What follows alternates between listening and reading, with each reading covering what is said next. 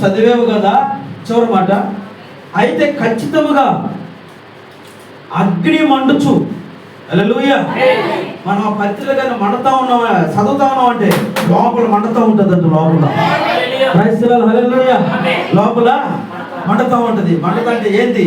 ఎవరికొకరికి ఇది నేను చెప్పాలి, ఎవరికొకరికి ఇది నేను చెప్పాలి, ఎవరికొకరికి నేను చెప్పాలి. చెప్పిన దాకా కడుపు ఉబ్బిపోతా ఉంటుంది.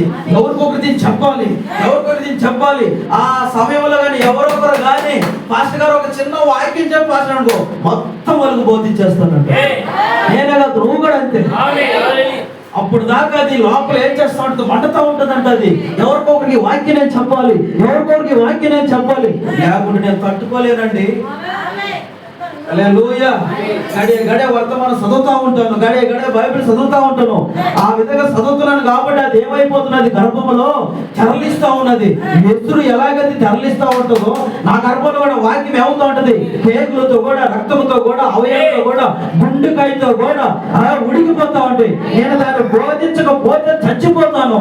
అందుకని దేవుడు శుక్రవారం ఇచ్చున్నాడు, శనివారం ఇచ్చున్నాడు, బుధవారం ఇచ్చున్నాడు, ఆదివారం ఇచ్చున్నాడు, ఆలయం ఇచ్చున్నాడు, ఇచ్చినాడు. ఇదంతా వారికి పంచుదామని పంచున్నాడు ఇన్ని రోజులు.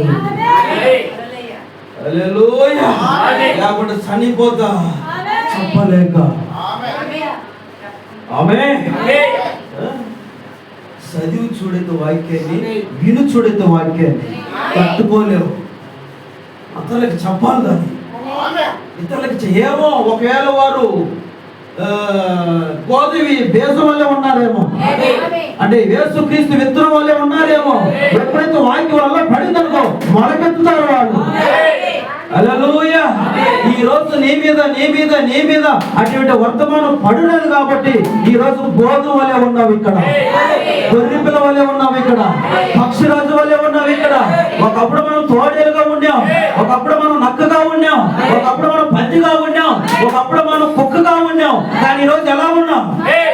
గొర్రె వల్లే ఉన్నాం, పక్షిరాజు వల్లే ఉన్నాం. ఎందుకంటే వాక్యం యొక్క దయ మన కోసం ప్రవక్త వచ్చాడు కాబట్టి ఈ రోజు మనల్ని మార్పు చెందించాడు ఆయన. బ్రదర్, నువ్వు ఆ మార్పు కాదు ఉండేది. నువ్వు పుట్టడం దేవుడి వల్లే, గొర్రె పిల్ల వల్లే పుట్టున్నావు.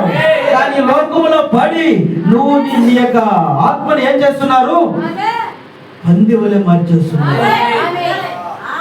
అదంతా కడగబడిందంటే యేసు రక్తముతో. అందుకని అన్నాడు, ఇది ఖచ్చితంగా అగ్ని మండుచు కదిలిస్తుంది వర్తమానం చదువుతున్న వారికి, ఇట్టున్న వారికి. ఆమేన్, ఆమేన్, హల్లెలూయా. జబ్బు మీద కూడా ఉండదు. బైబిల్ చదువుతారా అండి? వ్యాధి మీద కూడా ఆలోచన ఉండదు.